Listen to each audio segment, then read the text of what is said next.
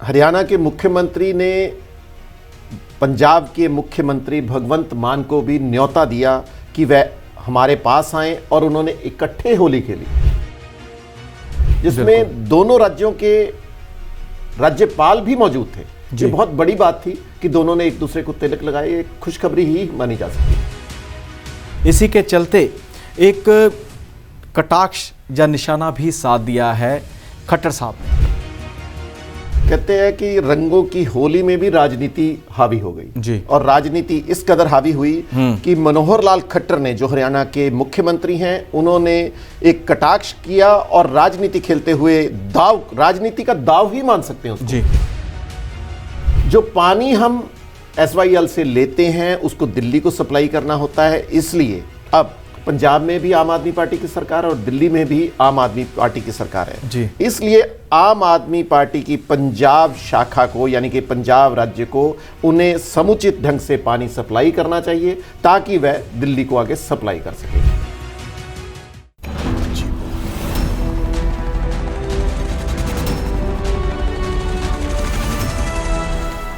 नमस्कार, D5 channel Hindi का खास कार्यक्रम पॉलिटिक्स 2022 देख रहे सभी दर्शकों का मैं धर्मेंद्र संधू स्वागत करता हूं। इस कार्यक्रम में राजनीति से जुड़ी खबरों के ऊपर चर्चा की जाती है। चर्चा का हिस्सा बनते हैं सीनियर पत्रकार प्रदीप शाही जी। शाही जी आज भी हमारे साथ मौजूद हैं। सबसे पहले उनका स्वागत करते हैं। शाही जी, स्वागत आपका। नमस्कार। शाही जी, सबसे पहले आपको होली के पर्व की हार्दिक शुभकामनाएं जी। सभी दर्शकों को भी मेरी तरफ से होली की हार्दिक अभिनंदन। आपके लिए होली का पर्व सभी के लिए खुशियों और रंगों से भरा हो। बिल्कुल जी, हमारे मंच की ओर से हम सभी दर्शकों को, देश विदेश में जितने भी भारतीय बैठे हैं, उनको होली के पर्व की शुभकामनाएं देते हैं और साथ ही कहते हैं, अपील भी करते हैं कि इस त्यौहार को शांतमय ढंग से मनाया जाए, किसी तरह का हुड़दंग ना मचाया जाए, ताकि कोई भी ऐसी घटना ना वापरे जिससे नुकसान हो जाए। और साथ ही रंग लगाते हुए भी सावधानी बरतें, अपनी आंखों का बचाव रखें और साथ ही शरीर के जो कोमल अंग होते हैं, जिस प्रकार से हमारे कान हैं, आंखें हैं, तो उनका बचाव रखें। रंग ज़्यादा ना लगाएं, केमिकल युक्त रंगों से परहेज़ करें। सही तरीके से प्यार भावना से, सद्भावना से एक दूसरे को रंग लगाया जाए तो जो पर्व है उसकी खुशियां और भी बढ़ जाती हैं। संधू साहब, आपने होली की बात की तो होली पर मुझे अभी कुछ सामने आया कि भी आज हरियाणा के मुख्यमंत्री ने पंजाब के मुख्यमंत्री भगवंत मान को भी न्योता दिया कि वह हमारे पास आए और उन्होंने इकट्ठे होली खेली। ये एक शुभ संकेत माना जा रहा है, जिसमें दोनों राज्यों के राज्यपाल भी मौजूद थे। ये बहुत बड़ी बात थी कि दोनों ने एक दूसरे को तिलक लगाए। एक खुशखबरी ही मानी जा सकती है। बिल्कुल जी, तिलक भी लगाए, एक दूसरे के ऊपर फूल भी फेंके, फूलों की होली भी खेली गई है। दोनों जो राज्य हैं, हमारे पड़ोसी राज्य हरियाणा व पंजाब, तो दोनों राज्यों के मुख्यमंत्री एक जगह पर इकट्ठे हुए, दोनों के राज्यपाल भी एकत्रित थे। इसी के चलते एक कटाक्ष या निशाना भी साध दिया है खट्टर साहब ने। बिल्कुल, कहते हैं कि रंगों की होली में भी राजनीति हावी हो गई जी। और राजनीति इस कदर हावी हुई कि मनोहर लाल खट्टर ने, जो हरियाणा के मुख्यमंत्री हैं, उन्होंने एक कटाक्ष किया और राजनीति खेलते हुए दाव, राजनीति का दाव ही मान सकते हैं उसको जी। ये उन्होंने कहा कि वह जो पानी हम SYL से लेते हैं उसको दिल्ली को सप्लाई करना होता है, इसलिए अब पंजाब में भी आम आदमी पार्टी की सरकार और दिल्ली में भी आम आदमी पार्टी की सरकार है जी। इसलिए आम आदमी पार्टी की पंजाब शाखा को, यानी कि पंजाब राज्य को, उन्हें समुचित ढंग से पानी सप्लाई करना चाहिए ताकि वह दिल्ली को आगे सप्लाई कर सके। यानी कि दोनों सरकारों को मध्यस्थता में अपने आप को बिचौलिए का रूप देते हुए उन्होंने फंसा लिया है कि अब वो पानी की सप्लाई उनको पूर्ण रूप से करे। जी बिल्कुल, देखना होगा कि भगवंत मान इसके ऊपर क्या फैसला लेते हैं। विपक्ष भी बैठा है, वो भी ज़रूर इसमें अपना जो वक्तव्य वो रखेंगे। इसी के चलते बात की जाए कल के विधानसभा की, तो विधानसभा का पहला दिन था, पहली विधानसभा थी 2022 की। भगवंत मान मुख्यमंत्री बने हैं, उनके नेतृत्व में कल बड़ी संख्या में, जो क्योंकि मुख्यमंत्री हैं तो नेतृत्व उनका ही माना जाएगा, विधायक पहुंचे। विधायकों ने शपथ ग्रहण समारोह में हिस्सा लिया। भगवंत मान ने खुद शपथ ग्रहण की, महिलाओं ने व जो पुरुष हैं MLA उन्होंने शपथ ग्रहण की।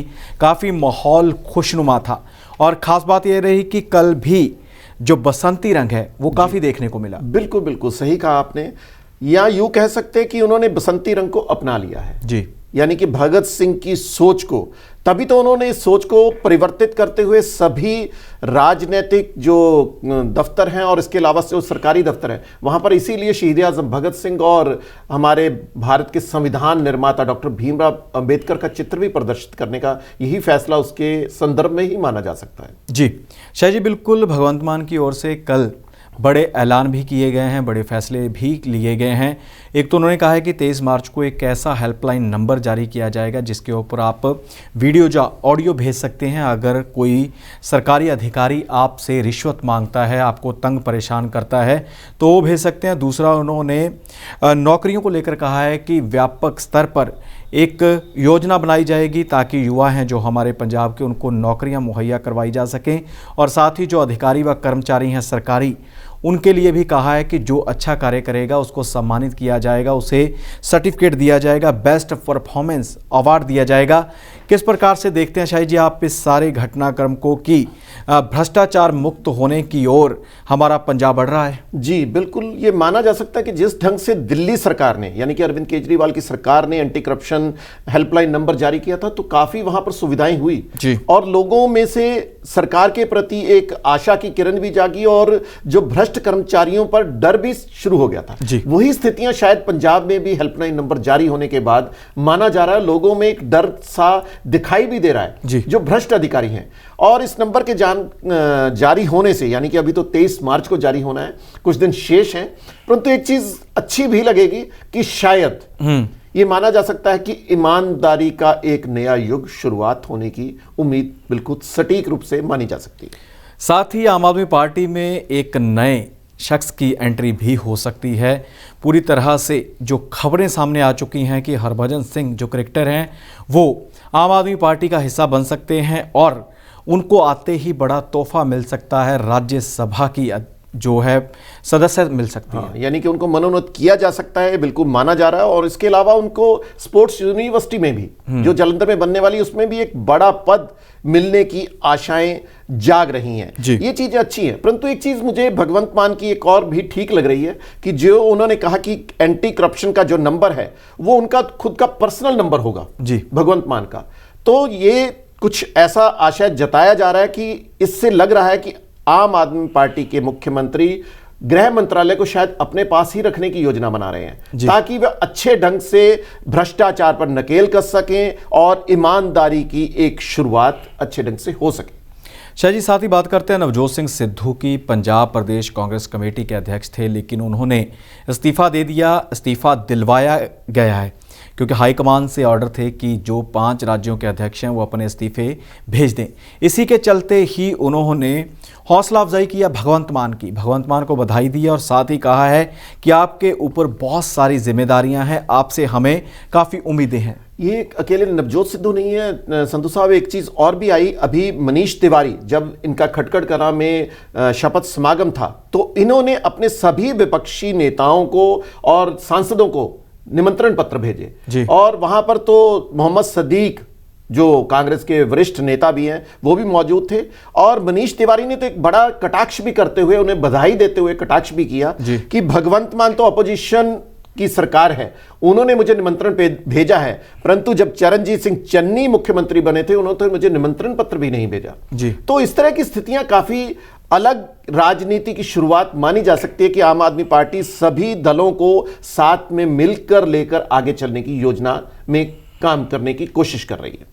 जशा जी, साथ ही बात करते हैं कांग्रेस की। तो कांग्रेस में भी सब अच्छा नहीं चल रहा। इसी के चलते फिल्म अभिनेता व वरिष्ठ नेता कांग्रेस के शत्रुघ्न सिन्हा वो कांग्रेस को छोड़ चुके हैं और ममता बनर्जी की टीएमसी में शामिल हो गए हैं। जी बिल्कुल सही कहा, ये नई बात नहीं है संधू साहब, आपने शायद अतीत में भी देखा होगा। तो शत्रुघ्न सिन्हा जो कि भारतीय जनता पार्टी के बहुत दिग्गज नेता में थे, परंतु उन्होंने उसके बाद अलविदा कहकर कांग्रेस में शामिल किया और जब वो कांग्रेस में थे तब भी वे अरविंद केजरीवाल की तारीफ करते रहते थे, ममता बनर्जी की भी तारीफ करते रहते थे कि वे अच्छा काम कर रहे हैं। तो ऐसे नेताओं की जरूरत भी है सभी राज्यों में कि दूसरे नेताओं की तारीफ करें अच्छे कामों के लिए, और अगर कुछ काम बुरे हो रहे हैं तो उनकी निंदा भी होनी चाहिए ताकि सरकार अच्छे काम के लिए अपनी योजनाओं को क्रियान्वित कर सके। शाहिद जी, जो चोन मैनिफेस्टो होता है, चुनाव का जो एक बनाया जाता है मैनिफेस्टो कि हम इतने वादे करते हैं, इतने लोगों को सहूलतें देंगे, इस प्रकार से काम किए जाएंगे, तो उसको लेकर भी एक मांग उठी हुई है। जो एक ऐसा वर्ग है जो सुधार करना चाहता है, वो चाहते हैं कि इसको कानूनी दस्तावेज बनाया जाए कि जो भी पार्टी सत्ता में आने से पहले बड़े बड़े वादे व दावे करती है, अगर वो उनको पूरा नहीं करती तो उनके ऊपर कार्रवाई हो सके, उनकी सरकार को हटाया जा सके, या समय निर्धारित किया जाए उनका कि इस समय तक जो उन्होंने वादे किए हैं वो पूरे हो जाएं। तो इसी के चलते ही इलाहाबाद हाई कोर्ट का अहम फैसला सामने आया है। उनका कहना है कि जो नेता चुनाव से पहले लोगों से, जनता से वादे करते हैं, वो कानून की जो दायरा होता है, मर्यादा, उसके अंदर नहीं आते नहीं है, परंतु होना जरूर चाहिए, क्योंकि वायदों की भरमार इतनी ज्यादा हो जाती है जिसके कारण ये सरकारी खजाने पर ही भार पड़ता है असल में। क्योंकि पार्टी कोई भी सत्ता में आती है तो वो अपने पार्टी फंड से तो किसी का फायदा करने वाली नहीं, तो जो भी फायदा होगा वो सरकारी फंड से ही होगा। तो इसको कानूनी दायरे में लाने के लिए बिल जरूर पास होना चाहिए, ताकि भविष्य में इस तरह की योजनाओं को एक बेहतर आकार मिल सके। जी शाहिद जी, साथ ही आपने खजाने की बात की है, सरकारी खजाना, तो उसी से ही विधायकों को पेंशन दी जाती है। अक्सर यह भी मांग उठती है, लोगों का कहना होता है, जब हम फील्ड में जाते हैं, जब बात करते हैं आम जनता से एज अ पत्रकार, तो उनका यही कहना होता है कि विधायकों की पेंशन बंद होनी चाहिए। लेकिन अब प्रकाश सिंह बादल हैं, पूर्व मुख्यमंत्री हैं पंजाब के, उन्होंने पहल की है। उन्होंने कहा है कि मैं विधायक की पेंशन नहीं लूंगा। जी, उन्होंने बिल्कुल पत्र लिखकर राज्य सरकार को, आम आदमी पार्टी की सरकार को पत्र लिखकर भेजा है कि वह अपनी पेंशन से मुक्ति चाहते हैं और उनकी पेंशन की जो राशि है वो जनहित में खर्च की जाए। एक अच्छे संकेत हैं। एक अच्छा संकेत और भी दिखाई दिया, जो नाभा के आम आदमी पार्टी के विधायक हैं देव मान, उन्होंने भी कहा है कि वह कोई भी वेतन नहीं लेंगे और मात्र 1 रुपया वेतन लेकर ही अपना खर्चा चलाएंगे, और इसके अलावा सरकारी गाड़ी का भी प्रयोग नहीं करेंगे। अगर इस तरह के लोग, नए युवा चेहरे हमारे सामने आए तो एक अच्छा शुभ संकेत भी माना जा सकता है और अच्छी राजनीति की शुरुआत भी हो सकती है। बिल्कुल जी, युवा चेहरों की बात की है तो 61 विधायक हैं नई विधानसभा में जो 50 साल की उम्र से कम हैं। संधू साहब, इसमें केवल विधायकों की बात नहीं, इनमें मुख्यमंत्री भी आम आदमी पार्टी के शामिल हैं जी, क्योंकि भगवंत मान भी 49 साल के हैं जी। और जो अच्छा माना जा सकता है कि युवा चेहरे हैं और युवा सोच होगी, एक अच्छी नई राजनीति की शुरुआत भी मानी जा सकती है। युवा चेहरे हैं, पढ़े लिखे हैं, इसमें इस बार डॉक्टर भी बड़ी संख्या में हैं, वकील भी बड़ी संख्या में हैं और प्रशासनिक अधिकारी भी हैं। सबसे ये अच्छा लग रहा है कि भी कुछ ना कुछ परिवर्तन का शायद कुछ आयाम शुरू हो जाए। जी शाहिद जी, आप कार्यक्रम का हिस्सा बने, विभिन्न खबरों के ऊपर हमने बातचीत की, आपने अपना प्रतिक्रम दिया, आपका बहुत बहुत धन्यवाद है। जी धन्यवाद। सो दर्शकों, इसी प्रकार पॉलिटिक्स 2022 कार्यक्रम में फिर से नए मुद्दे लेकर हाजिर होंगे। फिलहाल इजाजत दीजिए, धन्यवाद।